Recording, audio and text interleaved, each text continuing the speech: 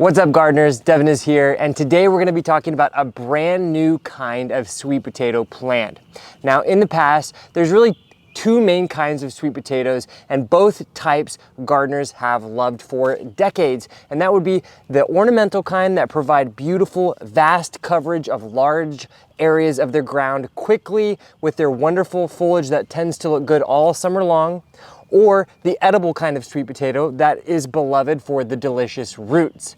But in the past, you really did have to choose one or the other. The ornamental ones simply did not have tasty roots, and the ones with tasty roots simply did not have appealing foliage that you would want to actually put in your garden beds, so to speak. Well, that's no longer the case because some breeders down at Louisiana State University have spent the last decade or so hybridizing different kinds of sweet potatoes to create a sweet potato series that provides both beautiful foliage and delicious roots. Now, that series of sweet potatoes is called the Treasure Island series. In particular, I'm going to be growing two different kinds this season. This beautiful green-leaved one with these heart-shaped leaves called the Makatea, and then the purple foliage heart-shaped leaves called the Kakura. Now, sweet potatoes are a quite easy vine to grow. They create a wonderful vining coverage of the ground space.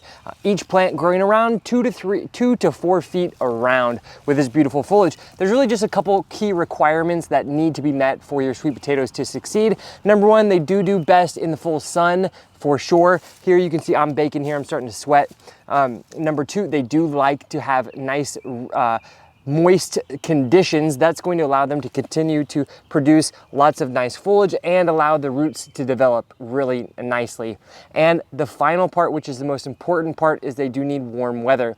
Sweet potatoes for many years was considered a plant only able to be grown in the southern parts of the United States or other warm weather regions of the world because they really need weather that's going to be consistently above 50 degrees at night and soil temperatures that remain at least that warm or warmer.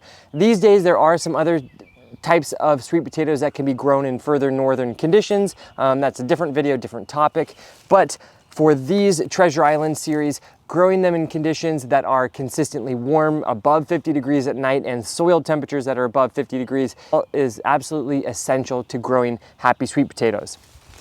Now, the final thing is that these do take a little bit longer than, say, a traditional potato to create the edible roots at their full size. These take between 100 to 120 days. That's about 4 to 5 months. So you can think of it, I'm going to be planting it right around Mother's Day. Mother's Day is this coming weekend, and then I will be harvesting them around Thanksgiving. That's a really good chunk of time to allow your plants to grow and also have time to produce those beautiful roots. Now, I did forget to mention, not only are those roots edible, but the leaves are edible too. In fact, they're quite good in salads. They taste kind of like spinach. Let's try one of these ones.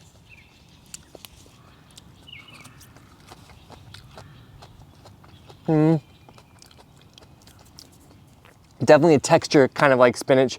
Flavor is not bad. I think I'll be saving myself for the roots though. Now, if you've ever grown sweet potatoes before, you may have grown them from what is called a slip. I'm actually going to be growing them from little baby plants because here in my Zone 6B garden in eastern Pennsylvania, it just is a little bit easier. I can, less planning ahead, and these can just be planted directly in the ground. No sort of preparation indoors needed. Now, these plants are already starting to create little baby roots that will then continue to plump up, turning into those delicious sweet potatoes that we will be harvesting in the fall. If you've thought about, foodscaping, which is landscaping with edible plants, these new sweet potatoes are a must-have. Creating that wonderful growth and the edibility is, a match made in heaven. So let me show you guys how to get these planted. So a nice rich earth is the best. You can see nice and dark in here, and with these little baby plants you don't need to even break these roots up, just get it planted.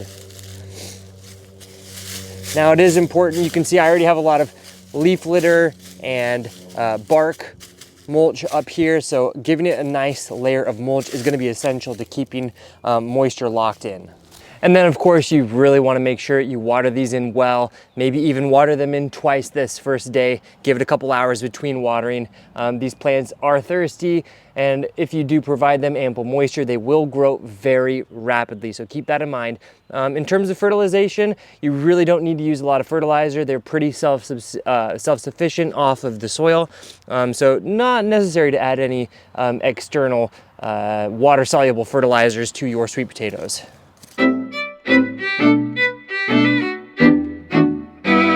All right guys, so now the fun part. Let's harvest these sweet potato plants. I planted these up in containers about 5 months ago. So for the ones I just planted over in my bed, I'll revisit those come around Thanksgiving time. But for now, when your plants are ready to harvest, you'll find that the leaves are starting to look a little bit tattered, a little bit long in the tooth. So the best way to harvest them is to first cut all the foliage back.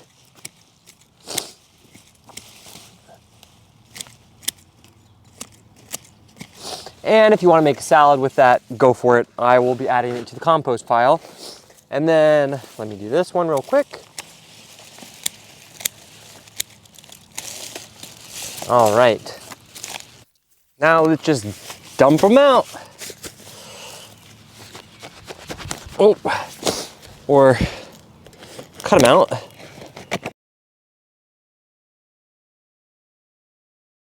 Oh, here's one.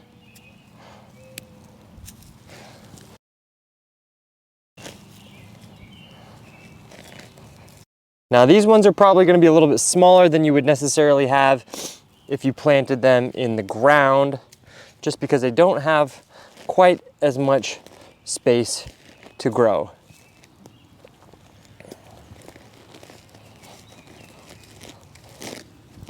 Oh, here we go. This is what we're talking about. Check that out.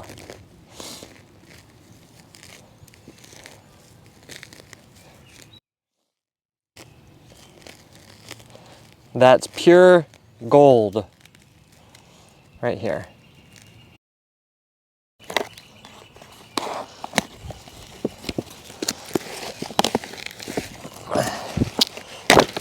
Oh, nice. Check that. That's gonna be fun. Uno. Now remember, this is the purple foliage one. Dos. Tres. Cuatro. Some little small guys. And right in the middle, we got these big honkers. Wow, check it out. What a nice harvest from 2 pots. All I had was 1 plant in each of those pots. That's a pretty good yield if you ask me. Okay, so now what we want to do, we don't want to spray these down with water, wash off that dirt right now. The skins of our sweet potatoes are still quite delicate, so we need them to kind of cure over, toughen up a little bit, and then we'll go ahead and wash them in about 10 to 14 days. So from now till then, what we want to do, if you have like a crate, can be a wooden crate, a plastic crate, something that's going to allow for, airflow so that they're not kind of like sitting in their own humidity too much. And then we're just going to put them in that crate for about 10 to 14 days, allow them to cure over. And we want to do so in an area that is about between like 70 and 80 degrees should be perfect. If a little bit cooler, that should be fine. A little bit warmer would be maybe a little bit too warm. So that's kind of the next step in the process. And da-da-da! Pretty cool, huh?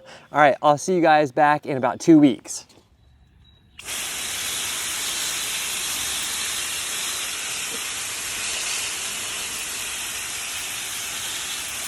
All right, so it's been about 10 days. I've just cleaned everything thoroughly. They're full of dirt, so really make sure you remember they were kind of curly-cued. Well, actually what I found out when I was cleaning them was that they were kind of like curly-cued, multiple roots curly-cued like together. So you gotta kind of like tease them apart gently. But once you do that, get them nice and clean. Now the fun part is eating them. So I'm just gonna have a little bit of a light breakfast. Just gonna chop a couple up and steam them so I can get that flavor nice and purely. So some of the orange ones from the, which one was that from? From the dark leafed variety. And then a little bit of the white one. And let's go ahead and steam them up. Dun, da, da, da. It looks pretty good. Maybe I'll sprinkle a little salt on top.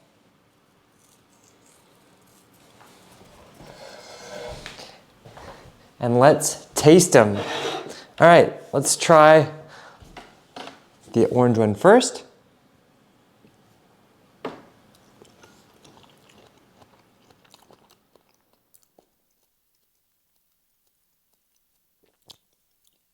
Pretty darn good. Such wonderful texture, really nice and meaty. Now let's try the white one.